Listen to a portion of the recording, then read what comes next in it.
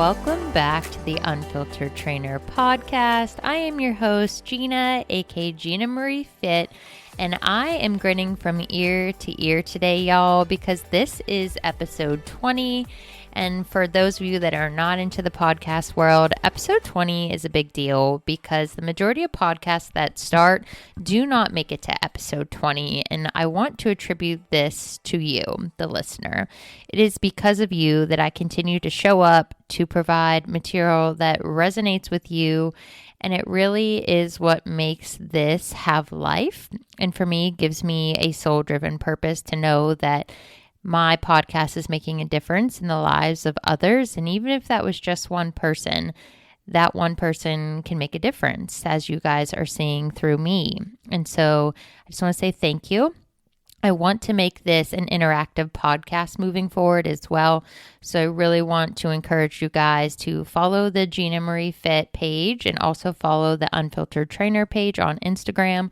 That way you can see opportunities to share in upcoming episodes. I definitely want to do an advice one where you guys bring in topics. I give you my advice.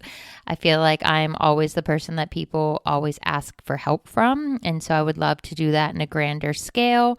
And then I also want it to be an environment where we get back to doing the monthly giveaway, get your comments. I just want this to be a space that we can share together. And so when I set out to do this podcast, we all know that I set out to provide an open and honest form of communication. And sometimes there was going to be controversial topics. And today is one of those. Today, we're going to talk about why I am child-free by choice. And I know that is a very hot topic right now.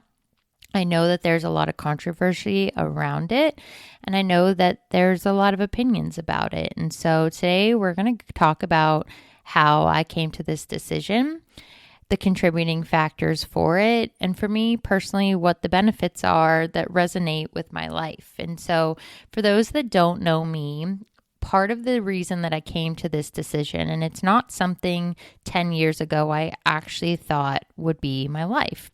And so when I was younger growing up, the way things went, I had a significant amount of responsibility from a very early age. And I would not change a thing about my life, how I grew up, what I had to do to help out. But the reality was, well before we were given up, I was really raising my brother. And before our dad got the opportunity to take over and get sole custody of us, I was really involved in my brother's life, and I wouldn't change a thing. I will protect him to my dying day.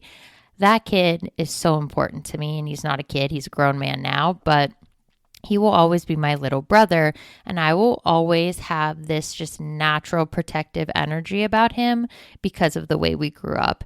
And so early on, I always was looking out for him. This was the days before, babysitting your younger siblings was almost like illegal now. Back then you could leave your children at home and it wasn't a big deal. We are 6 years apart, so I could look out for him. And so as we went through the transition where we moved a lot and then we moved in with our dad and our grandparents, I always was looking out for him. And from a very early age, I questioned my ability to be a mother. And for the longest time, when people would ask me if I wanted to have kids, I was very hesitant to respond because when I was younger, I didn't know if abandonment was a disease. I didn't know if I was going to participate in the same actions that my biological mother would. And for a really long time, I was very fearful that I would abandon my children. And it took me a long time to work through that concept that abandonment is not a disease. It's not a genetic issue. It also is something that had nothing to do with us. But I always worried that if I had similar tendencies, that I would eventually not want to be an active participant in my children's lives. And that was something that I carried in the back of my mind for a really long time. And then on top of having a lot of responsibility, well and through college, I was still looking out for my brother and helping out in any way I could, that I already was skeptical about having children. And then I met somebody who I genuinely thought I was going to spend the rest of my life with in my early 20s, which I know if you know me now is so shocking. And honestly, it's the best thing that that situation did not work out because we would be divorced now. I am a completely different person than I was 10 years ago. And I was living what you and society would say is an ideal life. I had gotten the degrees. I got the amazing travel job. We had a home. I was traveling for work. I would come home on the weekends. We had what I thought was a really wonderful, ideal life. I thought I was happy. And looking back on it now, I was striving for perfection to be worthy of somebody that was not meant for me. And part of that was this love of travel. I have a gypsy soul. I move all the time until moving to Tampa. I have always found joy in the adventure. And so the person I was dating at the time, did not like to travel. I had to convince him to go on vacations. There's just something he didn't enjoy. And I knew that if I stayed, I was going to give up a whole part of my soul. But at the time, I thought it was worthy of a relationship. And I know that relationships are give and take, and you have to make sacrifices. And so the path it was looking like it was going, I was like, okay, you're going to sacrifice this portion of your life, but you're going to get this unconditional love you've been looking for your entire life. And then you're going to have a family. And then you'll be able to give your children that unconditional love that you were seeking from a young age. And obviously, I am not with that person. And that is because that relationship went south. And before we get into the child-free by choice portion, this is, I feel like, a very important segment of this story. The last year of that relationship, there were so many red flags. We both had worked together at a summer job, and he was always somebody that was very personable. All the girls liked him. And I had noticed one particular person had taken a liking to him. And I did obviously not particularly enjoy that. And I was very skeptical. And my intuition was not wrong. And so I would watch these interactions between the two of them. And they were too similar to how our relationship started. And it really made me think, do I trust this person? Is this person really in it the way he says he's in it? And it had caused a lot of red flags, but I kept just thinking like, it's fine. You're exaggerating. And of course, he would talk me down, and I would think that I was making these things up, and I was just like making up scenarios out of, obviously jealousy, anxiety, insecurity. But I should have listened, because I became a traveling therapist, and it was very, very hard for him. And I get it. He was older than me by a considerable amount, like 8-9 years. And so he was in the phase where he was ready to settle down. So I thought. And that year of my traveling job, we had made it work. I had come home the most. He had come to visit me. It was like pulling teeth to get him to visit, because he did not like traveling. So I knew, okay, if you're going to do this travel job and you want this relationship, you're going to be the one spending your time in the car, on a plane, every weekend. And I thought it was worthy of my time, so I did it. And then I started to notice a disconnect the last 6 months. And I could actively see that he was pulling away. And I could see that my traveling was straining on him. And we had a couple really difficult conversations previously about fears regarding marriage for both of us.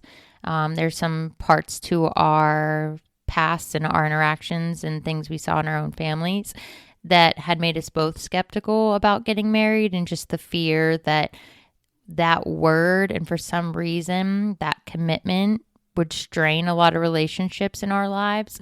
And so I'm somebody that already at that time didn't necessarily need to get married. I knew I would want to spend like my time with somebody, but I even then had already had these feelings we'll talk about today then I now understand what they mean. But I kind of already saw that we didn't really need that sort of commitment.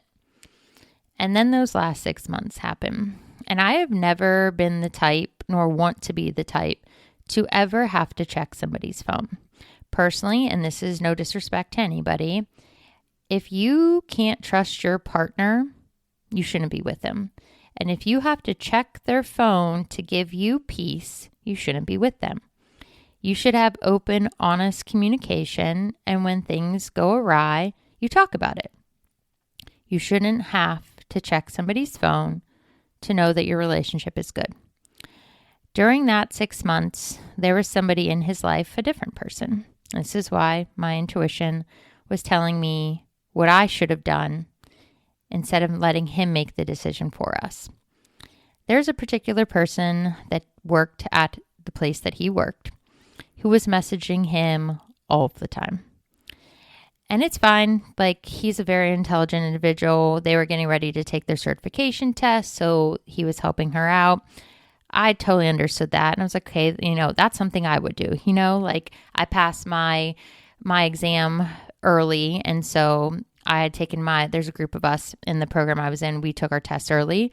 And so I totally got that. I'm like, okay, like, you're helping somebody out. You're preparing them. Like, in my head, my naive little head, what a kind gesture that was to help out a coworker to pass their test. And then we would be together on the weekend, and late messages would be coming through. And I would just look at him like, that's not a test question. And he would obviously direct the conversation and tell me whatever story I needed to hear in that moment to calm me down. And then one day we were sitting there and he had fallen asleep and his phone was on the couch, literally right underneath me. And a message came through. And I knew that this was more than a friendship. It's not what he may have intended, but it was naturally developing into something else. And obviously, that was in my head. I already knew, like, this is it. This is going to be over. I'm not sharing my time with somebody. I was so young at the time and naive and struggling with my own worth that I was staying in a situation I knew a year ago needed to end. But I was so desperate to feel worthy and to have somebody else determine my worth because I was not strong enough on my own at the time, that I was allowing myself to stay in a situation that was significantly less than I deserved. Red flags were going off. My brain, my gut was literally telling me to end it. But I truly thought if I ended it, that was my chance at everything I thought I had wanted at the time. And so obviously, that Christmas comes around, and what a wonderful memory. He was supposed to come for New Year's. And so I went home for Christmas, and it was like the worst Christmas ever. He was so short. Just seemed so annoyed the entire time. His mom and I just kept looking at each other like, she's come all this way. She has like the shortest break ever. And he was just being a jerk. And it was really hard for me. I literally told him at one point I had to go to my family's house. And I told him, I was like, you don't need to come. Don't come. Like, I'm not taking somebody with an attitude to my family's house. Like, I don't need it. They don't need it. I told him to literally just stay home. He was so annoyed that he had to leave. Like, it was just weird. We had never had issues before. We had loved splitting time with our families. My family loved him. I loved his family. But that particular holiday, it was an issue. And so I went home after Christmas. I had to leave on Christmas. I was just distraught. I think I just knew in my soul this was going to end. And it was the holidays, and the holidays are already hard for me. I've never talked about why, but the holidays are a very hard time for me. They're very triggering. And so I went home to Baltimore thinking he was coming for New Year's. That New Year's came around, and he didn't show up. And we had a knockdown, drag-out fight because I was truly so upset because he was on Christmas break. He had not hard to drive 5.5 hours, and he didn't come. He didn't want to leave his friends. And that is it. That is how that would end. And it would linger for a couple months, going back and forth, terrible conversations, both of us crying. And there was rumors. There was rumors at the time going around that he had cheated. And the rumor was that he had cheated with a mutual friend. Now, that mutual friend had worked at his job. And I believed it. And I was really distraught and really upset because I liked this person. Now, what I do know is that person was not who they thought it was. It was the person that was messaging him that I was feeling every red flag about.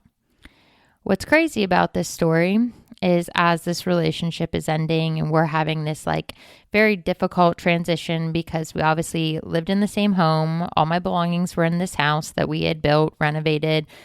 This was a place that I felt at home. So obviously I had to leave Baltimore to go get all of my belongings. And it was a whole process because I had all of this furniture. It was something that took more than one trip. And then that February happened where they found out that I went to an appointment and a mass was found. I'll never forget it because it was Valentine's Day and I was already depressed as all get out because we had broken up. Here I am finding out that I'm sick, gonna have 3 surgeries over the course of 9 months, just a mess. And so I had not told anybody other than my immediate family, and I went to Walgreens. When I was at Walgreens, I was picking up all these pre-surgical medications, getting everything ready. And I ran into his dad. And it was just hard seeing his family so soon after everything happened. They knew it happened. I had made him, adamantly told him, because our families were so close, that he was going to tell his family. That he needed to tell his family what had happened. Because I was not going down for this. This is not what I wanted. This is not my decision. He made every decision for us. When I ran into his dad, I was home on a weekday. And his dad realized that. And he had looked at me, he said, "What are you doing here on a weekday?" And I didn't want to tell his dad. And I was like, "Oh, I just had to come for an appointment." And he could just tell. And he looked at me, he was like, "Gina, what kind of appointment brings you here on a weekday?"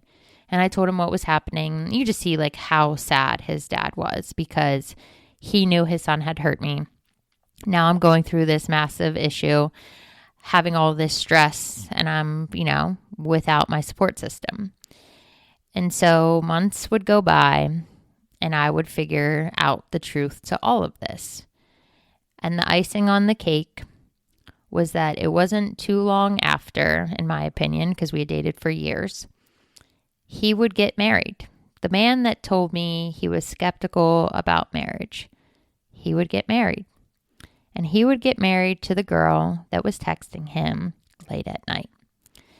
And I share this part of the story because too often we end up in situations with circumstances that are less than we deserve because we feel unworthy, we are not whole on our own, whatever it may be. I was giving up who I was, what I wanted, all of it. I changed my identity for somebody. Clearly, that was not necessary. That is not who I was supposed to be with.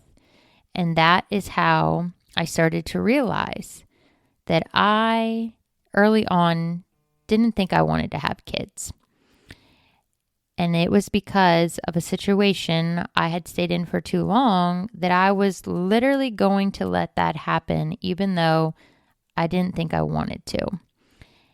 And it took me years of working through all of that, dealing with these feelings, having my worst synonymous with somebody else's validation, to understand that I was giving up things that inherently I did not want.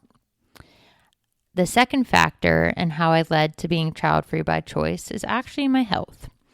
From the age of 18, I have had serious issues with large masses of cysts on my ovaries. And it is something that has never stopped. And there's a couple other issues I deal with that are contributing factors to why, if I chose to have children, it was going to be a process. And so because of that, and because of the nature of how large these develop, I had to be put on hormonal birth control. And that is why I said there's going to be controversial topics underneath this already controversial topic. I know there are a lot of people out there that have very strong opinions about birth control, hormonal birth control, and that's great for you. And if that's what works for you, cool. But this is why I say that I truly cannot stand people who force their belief system onto others and judge people for having a different belief or lifestyle than them. If you choose to be child-free by choice, like we'll talk about, great. If you choose to have children, great. If you choose to go off birth control, great. As somebody in my situation with my diagnosis, my body cannot regulate itself. The insanity that goes on with when those large masses would reach like the point that like they were too large truly made my life impossible some days. And so when we implemented the process that we did, and I took this medication, it's indwelling in my system, it's always in my body, it all went away. And it did for me what my body cannot do. And we have tried multiple times to take it out and let my body regulate, and my body cannot. So obviously I know, as somebody that has been on this for such a long time, that is another contributing factor to it making it difficult if I did choose to have children. But some people like myself are limited by the options of modern medicine to fix something our body isn't capable of doing. The third contributing factor for me is the fact that my dad died. I remember a conversation when I was dating the individual I was dating, and my dad had talked about being a grandfather. And I jokingly just said, yeah, if that ever happens. I was already skeptical at that age that I was going to have kids. And now looking back, I'm realizing on comments I would make, I didn't want them to be rude, but I think I'd already made this a decision for myself. My dad was really involved in my little cousins' lives, and seeing how he interacted with them, it was just something that like is an ideal grandparent situation, kind of like how I feel about my grandfather. And then when he passed away, it really changed everything for me. I already was without a biological mother, and now here we are, my siblings and I at a very young age with no father. And even though we have a wonderful family, wonderful support system, I have friends who are family, it really skewed my perspective on children and marriage. Because, and again, society and the pressures of society, we have turned our lives into a checklist. You go to college, you get the degree. Okay, you get the degree, you get the job. Okay, well then you need to be in a relationship. Then you need to get married. Well then when are you having children? You can't even enjoy your wedding day without people asking you, okay, so when are you going to move on to the next step of this made up checklist of making people feel worthy and full in their lives? And so when I think of weddings and when I go to weddings, I see everything that I would be missing. There is no father walking you down the aisle. There is no mother helping you get ready. There is no father-daughter dance. There is nothing. It would be a very one-sided wedding if the person I married had an intact family system. And you think about all the traditional things that I love about weddings. And I love the tradition of weddings and everything that goes with it, even though I'm not a traditional person by being child-free by choice. I love it. I love seeing my friends in love. I love seeing my friends happy. I love being an active support system for my friends and being there on their special days. I love it for them. But for me, I can't. And I now realize why. At a young age, I never dreamt of my wedding. And I can't picture it now. Because when I think about it, and you see those cute signs where people honor somebody that's passed away, I think about the fact that there would be rows, not just one seat, not just one sign. There would be rows of people that would have to be honored because I have lost so many people in my immediate life. And I just think about how I would survive that day. I don't think I could have a traditional wedding and survive those feelings of how much I would feel like I was lacking. And I would feel not whole on that day because all of the moments I would want my dad there for, he couldn't be there for. And so for me, it's something that really resonates with me, my feelings around marriage now for me personally, and just how depressing that day actually would feel. And so over time, I have realized that I genuinely don't want to have children. And another contributing factor is the world that we live in. Anytime I bring this up, somebody says, Gina, you can't live in fear. I know this. Have you looked at the world we're living in? I tell my friends all the time, I give them so much credit that have kids. Like, I love their children so much. And it like truly blows my mind that they are strong enough human beings to have kids. I think it takes an exceptional skill and strength to have children. The world we live in is so heartbreaking that your child is not safe. They're not safe to play in their yard. They're not safe going to school. They're not safe going to church. They're not safe going to the movies. You're not safe in this world. None of us are. Knowing that it is my responsibility to keep this child alive, and I could do everything in my power to be the best mother on the planet, and I could still lose my child because of how terrible the world has become. I literally, because of my anxiety, cannot live with that.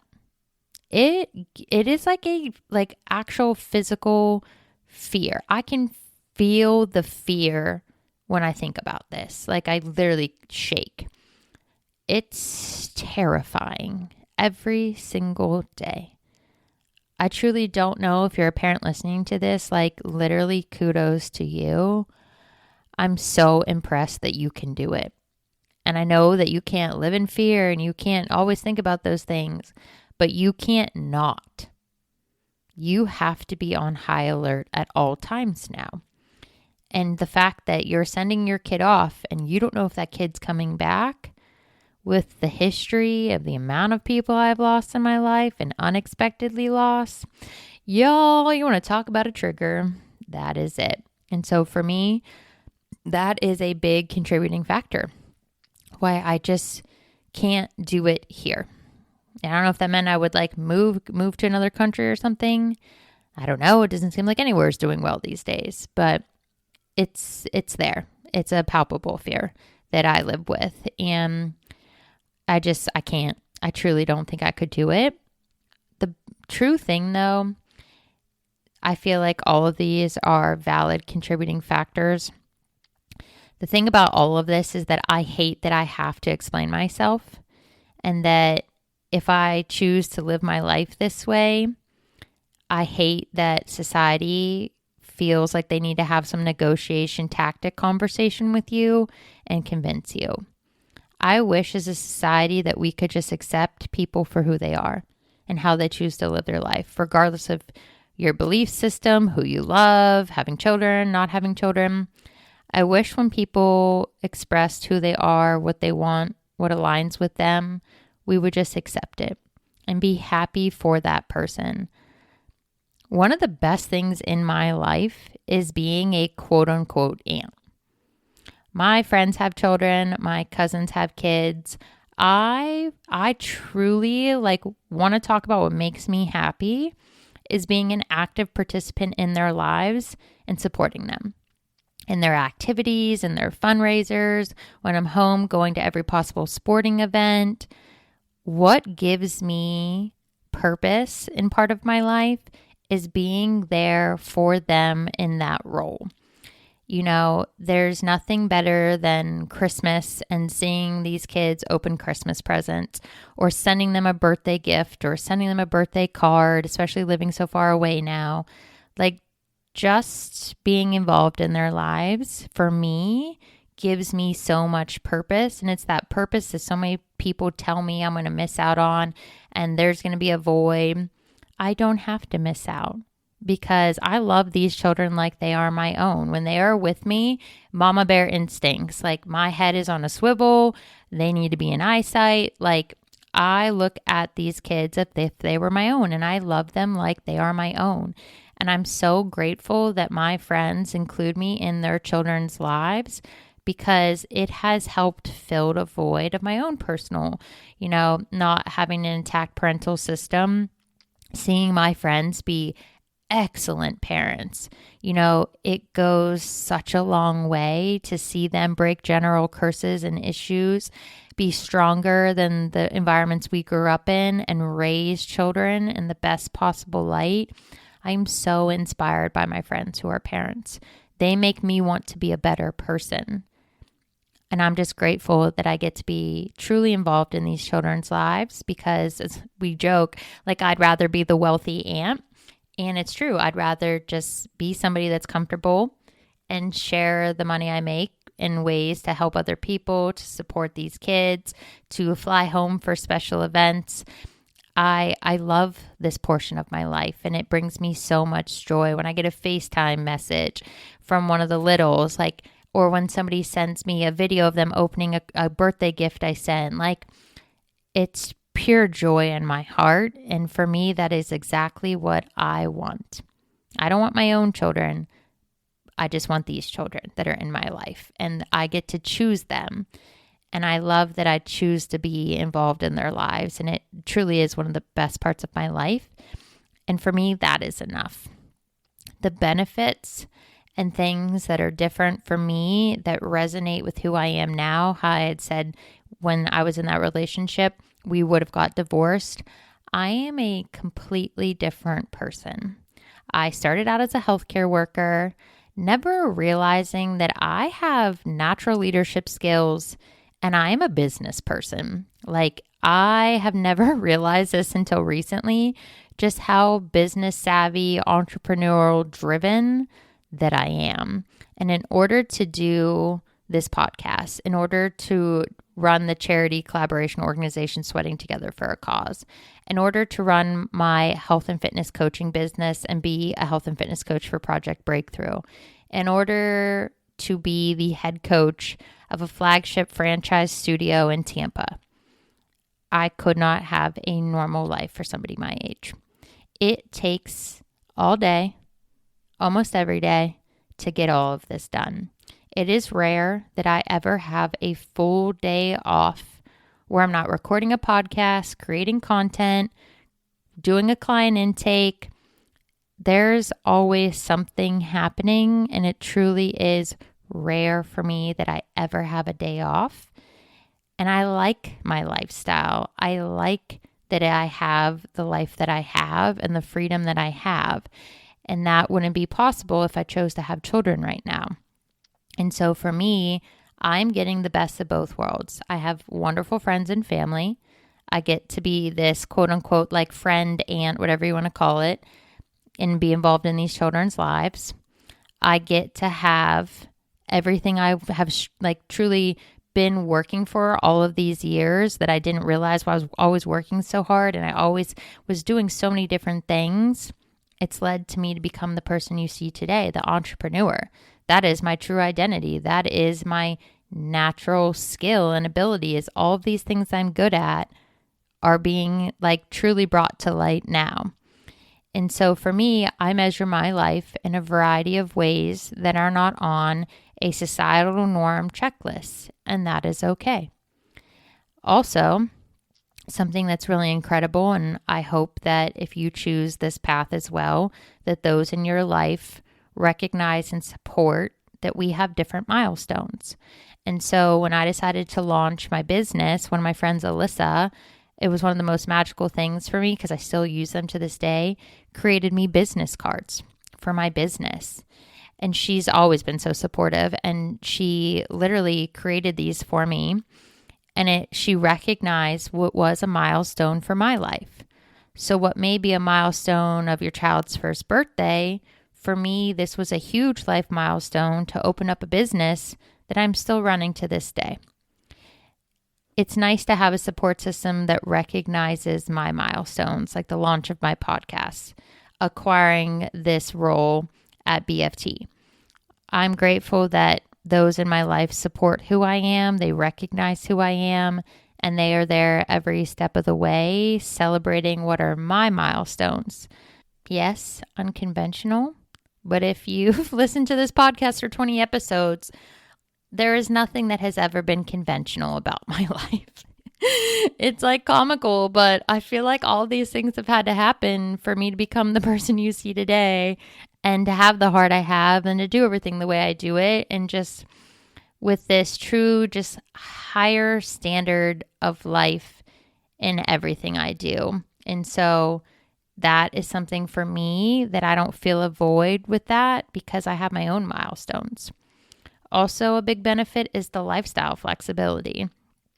I have a traumatic brain injury, and as I am still actively trying to recover, it is hard enough some days to even shower because my headaches are so bad. I cannot tolerate even sitting up, let alone standing.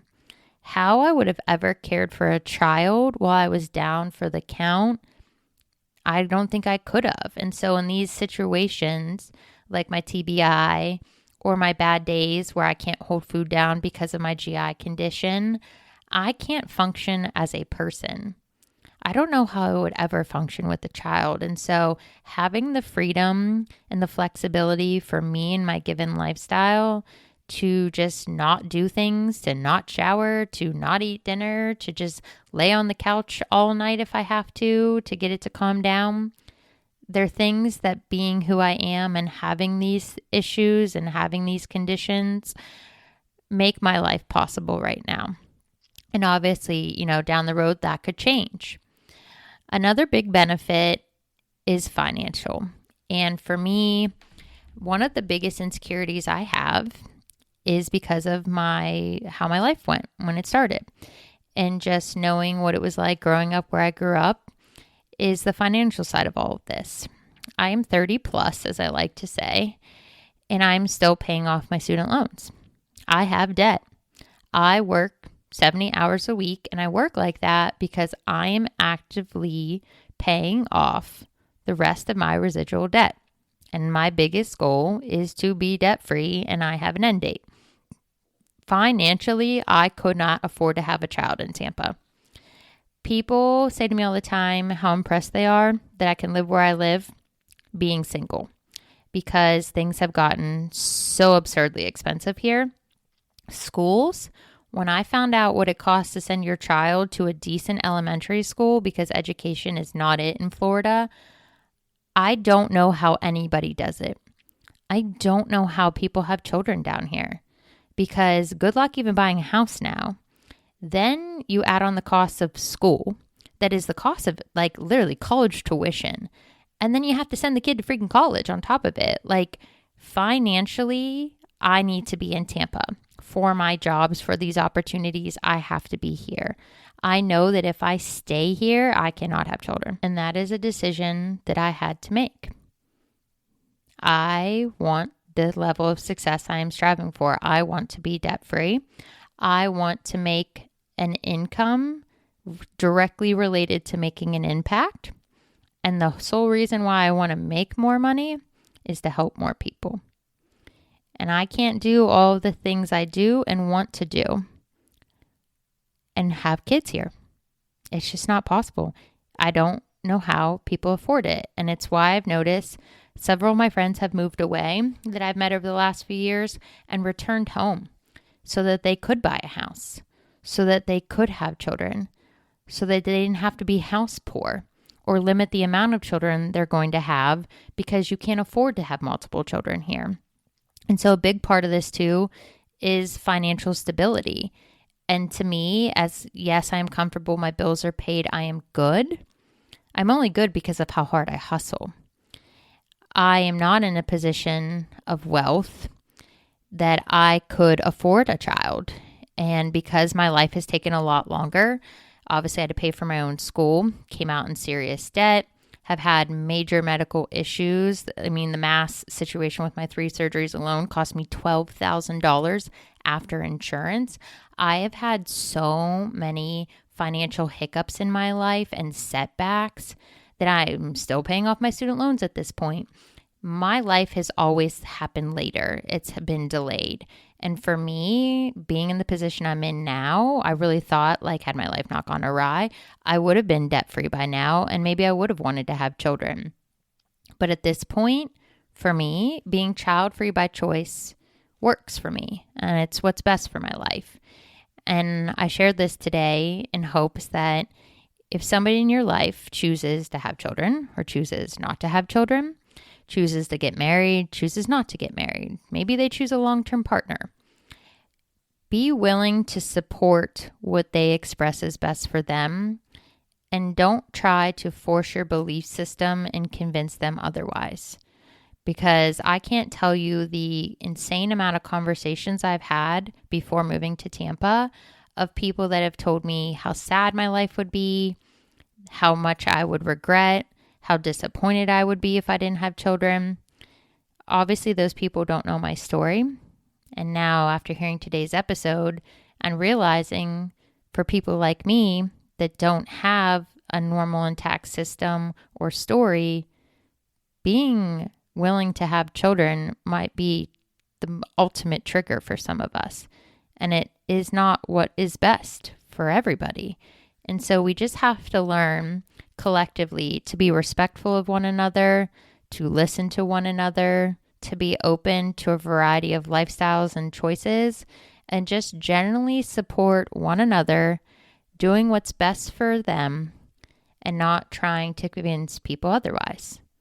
Because being child-free by choice gives me the freedom to do all the things I do.